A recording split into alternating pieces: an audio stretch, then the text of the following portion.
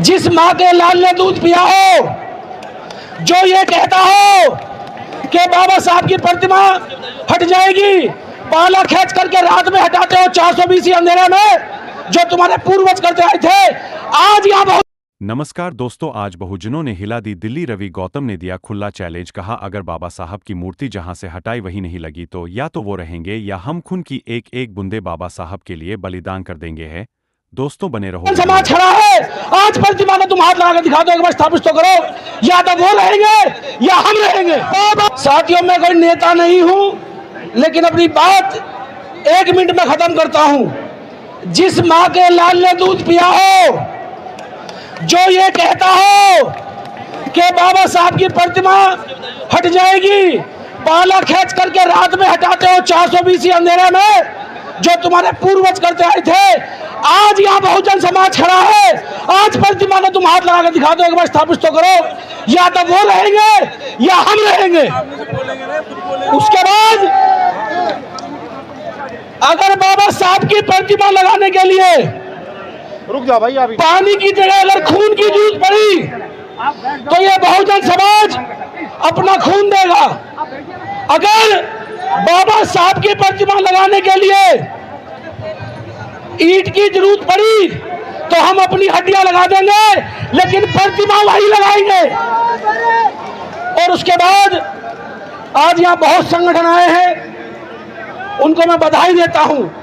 ये कोई मंच राजनीतिक नहीं है, सभी अपने अपने राजनीतिक दलों से ताल्लुकात रखते हैं, लेकिन जब बात बाबा साहब की, काशीराम साहब की आई है, तो मैं एक अपील करूंगा आप लोगों से कि जब तक आप राजनीतिक ताकत इकट्ठा नहीं करते हैं, जो लोग बाबा साहब माननीय काशीराम साहब की विचारधारा को आगे बढ़ा रहे हैं, उनके साथ खड़े नहीं होते हैं, तो साथियों शोषण तो होगा। तो मैं जो अभी हमारे बड़ों ने ऐलान किया है कि 14 अक्टूबर तक का समय दिया गया है, उसके बाद चाहे हमारे नौजवान साथी जो आर्मी में हैं उन्हें लगा दीजिएगा, हम सम्मान करते हैं, वो भी हमारे भाई हैं, लेकिन प्रतिमा को फिर हम अपने हाथों से वहीं लगाने का काम करेंगे, ये उससे पहले सरकार लगा दे। और लास्ट में एक नया मुद्दा है, 1 तारीख वाला SC ST को बांटने का जो काम किया है। साथियों, ये कोई नया खिलवाड़ नहीं है, सुप्रीम कोर्ट की जो मनमानी है। आज सुप्रीम कोर्ट में देश का राष्ट्रीय नागरिक जज नहीं है, एक मनु का बेटा है, जो मनु को स्थापित करने के लिए नए नए डिसीजन देता है। लेकिन हम भी तैयार हैं, अगर उस पर पुनः विचार नहीं हुआ और जो हमारे भाई भ्रमित होकर के उस आरक्षण का समर्थन कर रहे हैं, मैं अपनी बात एक तरीके से पूछना चाहूंगा।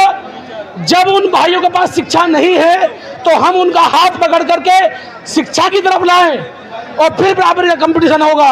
ये लोग उन लोगों को आरक्षण देना चाहते हैं जो इस देश में आजादी से पहले साहूकार थे, आज भी साहूकार हैं, वो पहले भी पूंजीपति थे, आज भी पूंजीपति हैं। उसी के साथ साथ साथियों, अगर किसी को, क्योंकि ये आंदोलन पूरे बहुजन का है, जो सुप्रीम कोर्ट ने कहा कि एक समुदाय आरक्षण खा रहा है, मुझे ये बताइए कि सुप्रीम कोर्ट में कितने SC जज हैं?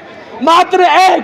OBC कितने जज हैं? आप बताओ कितने जज हैं? उसी के साथ साथ जितने आज सरकारी पद हैं, कई लाख पद खाली पड़े हैं, उन पे कोई बहस करना नहीं चाहता, क्योंकि वो SC के हैं। मैं तो कहता हूं, अगर मेरा वाल्मीकि भाई मजबूत है तो उन कुर्सियों पर बनने काम करे, अगर मेरा भाई धोबी समाज से है तो उन कुर्सियों पर बनने काम करे।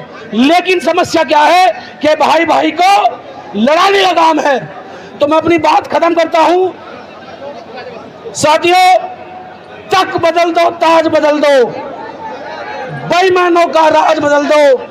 और साथियों, अगर आपने साथ दिया तो भूगोल भी बदले जाते हैं, और जो भूगोल बदलना चाहते हैं वो कुर्बानी भी देना जानते हैं। आपने देखा होगा कि VP मौर्य साहब ने 1967 में प्रतिमा लगवाई थी, हजारों लोग जेल गए थे। तो मैं आप सबके सामने एक वादा करना चाहता हूं कि जब तक प्रतिमा नहीं लगेगी, जितने भी आंदोलन होंगे अपने पूरे हजारों साथियों के साथ पूरे देश में अपने बड़ों का सम्मान करते हुए आपके साथ कंधे से कंधा मिलाकर चलूंगा। इसी के बाद जय भीम, नव बुद्धाय, जय जय जय जय जय भीम, जय जय जय जय जय भीम। जब तक सूरज चांद रहेगा